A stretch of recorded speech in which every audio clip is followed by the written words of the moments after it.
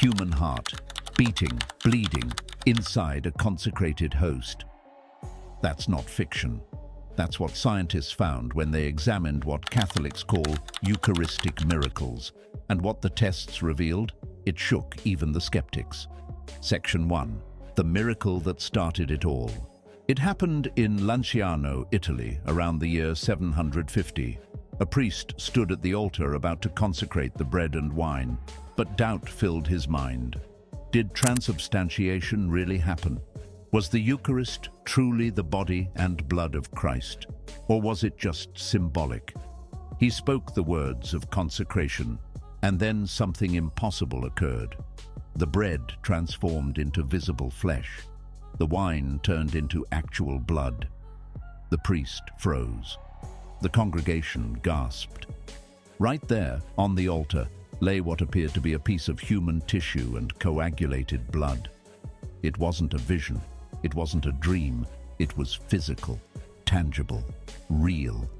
For centuries, this relic was preserved in the church at Lanciano. People visited, they prayed, they wondered, but they had no way to verify what it truly was. Then came 1971. The Catholic Church decided it was time to apply modern science to this ancient mystery. They called in Dr. Eduardo Linoli, a professor of anatomy and pathological histology, and Dr. Ruggero Bertelli, a professor emeritus of human anatomy. Both were respected scientists. Neither came with an agenda. They came with microscopes, chemical analysis, and rigorous methodology. What they found would change everything. Section 2. The heart that wouldn't die. Dr. Linoli examined the flesh under a microscope. He ran test after test, chemical analysis, histological examination, immunological studies. Every scientific method available was applied to this 1,200-year-old relic. His conclusion? The flesh was cardiac tissue. Specifically, it was myocardium, the muscular tissue of the heart wall. Not just any tissue, human heart tissue. But here's where it gets even stranger. The tissue showed no signs of preservation, no embalming, no chemicals, no treatment of any kind. After 12 centuries, this flesh should have decayed into dust, but it hadn't. It remained intact, with the same cellular structure as fresh tissue. The blood revealed something equally shocking. It was human blood, type AB, the same blood type found on the Shroud of Turin and in other Eucharistic miracles.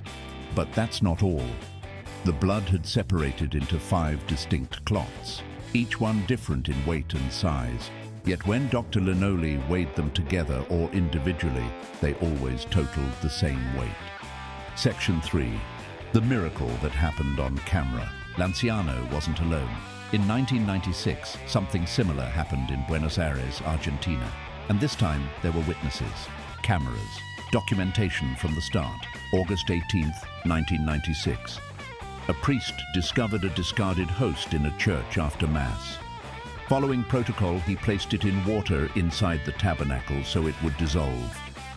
A week later, he opened the tabernacle to check. The host hadn't dissolved. Instead, it had transformed into what looked like bloody flesh. The priest immediately contacted the local bishop, who happened to be Jorge Mario Bergoglio. Yes, the future Pope Francis.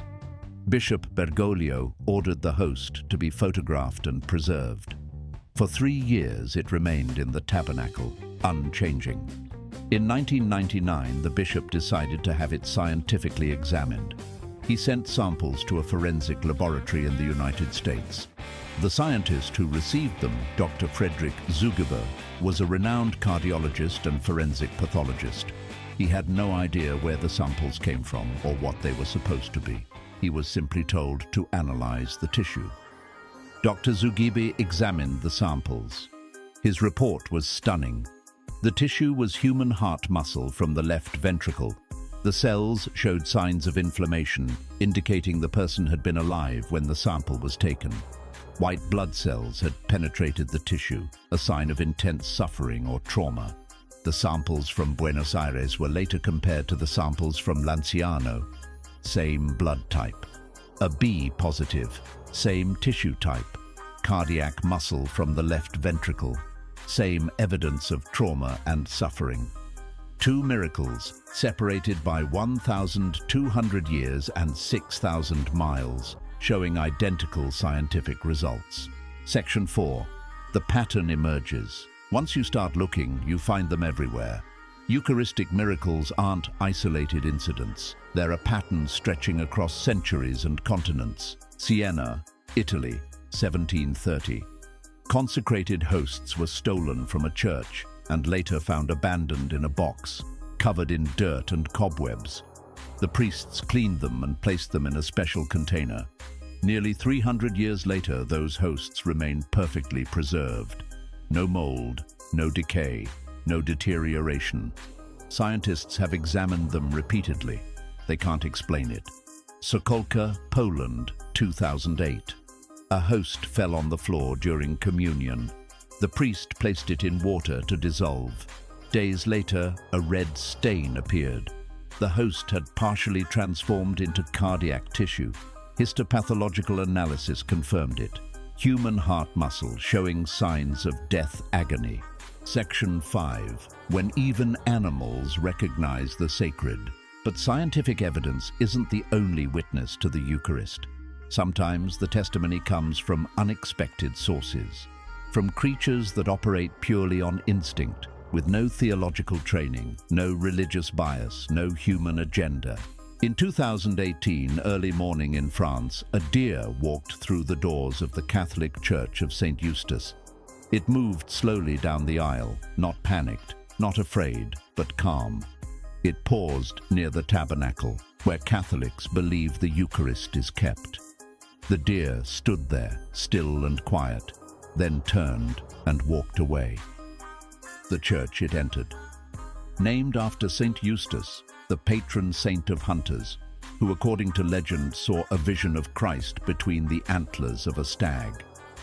In Brazil, a camera inside a church caught a hummingbird hovering in front of the Holy Eucharist. It stayed there, wings beating softly, then landed and appeared to bow its head. In many cultures, the hummingbird symbolizes peace, a bridge between heaven and earth. But in that chapel, it seemed like something more, a sign. Then there's the incident from 1995. Pope John Paul II visited the United States and decided to pray before the Blessed Sacrament at St. Mary's Seminary in Baltimore. Security needed to clear the chapel first. They brought in specially trained rescue dogs, the kind used to find survivors buried under rubble after disasters. The dogs searched the building. When they entered the chapel and reached the tabernacle, they stopped. They sniffed the air. Then they began to whine softly. They wouldn't move. Their attention locked on the tabernacle, their bodies tense, as if someone were there. Animals don't have theology. They don't have doctrine or faith statements. They have instinct, and their instinct recognized something sacred, something present, something real. Section 6. The question science can't answer. So what do we make of all this? Heart tissue appearing in bread, blood that defies physics, hosts that won't decay for centuries, dogs and deer and birds responding to something invisible. Skeptics offer explanations. Contamination, fraud, coincidence, mass hysteria. But those explanations crumble under scrutiny.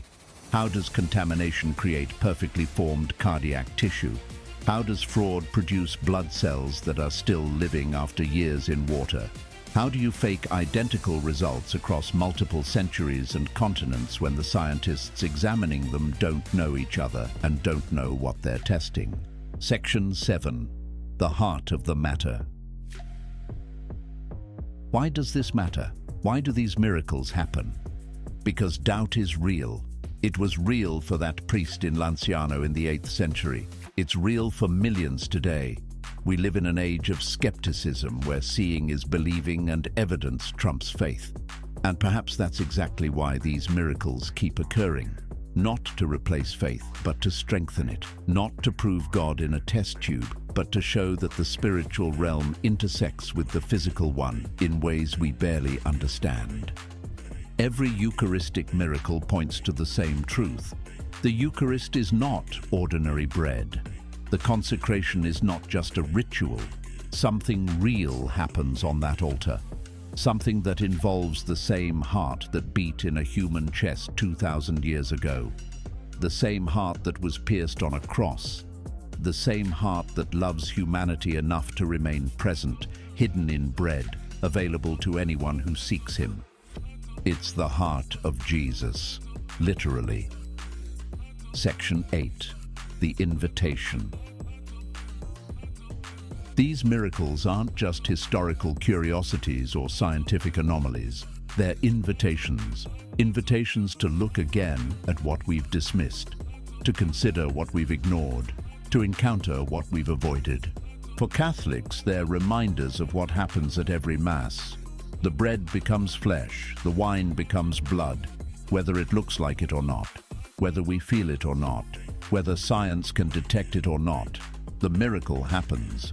The same miracle that occurred in Lanciano, in Buenos Aires, in Poland, in Mexico. It occurs on altars around the world, every single day.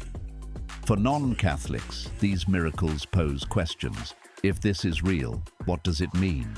If scientists confirm that human heart tissue appears in consecrated bread, what does that say about the claims of Christianity, about the nature of reality, about the possibility that the spiritual world is more real, more tangible, more present than we've been willing to admit? And for skeptics, for doubters, for those who've walked away from faith or never had it, these miracles offer evidence. Not proof that forces belief, but evidence that invites investigation. Look at the reports, read the scientific studies, examine the documentation.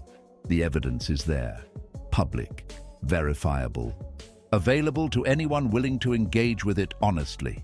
You don't have to accept it, but you can't honestly ignore it. Section 9, where heaven touches earth. In the end, Eucharistic miracles reveal something profound about the nature of God. He doesn't stay distant. He doesn't remain hidden in heaven, unreachable and unknowing. He comes close. He makes himself small. He hides in bread so that anyone, anywhere can encounter him. Yes, I am real. Yes, this matters. From that priest's doubt in 8th century Italy to the scientific laboratories of the 21st century, the message remains the same. The Eucharist is not a symbol. It's not a metaphor. It's not a mental exercise or a spiritual meditation.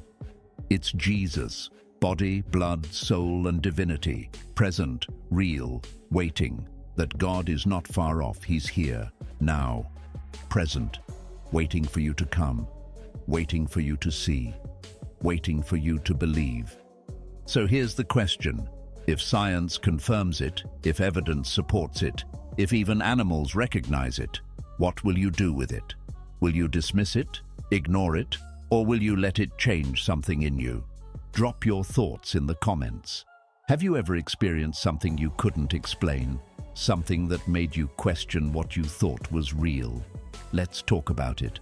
And if this opened your eyes to something you'd never considered before, hit that subscribe button. We're diving into more mysteries that challenge everything you think you know.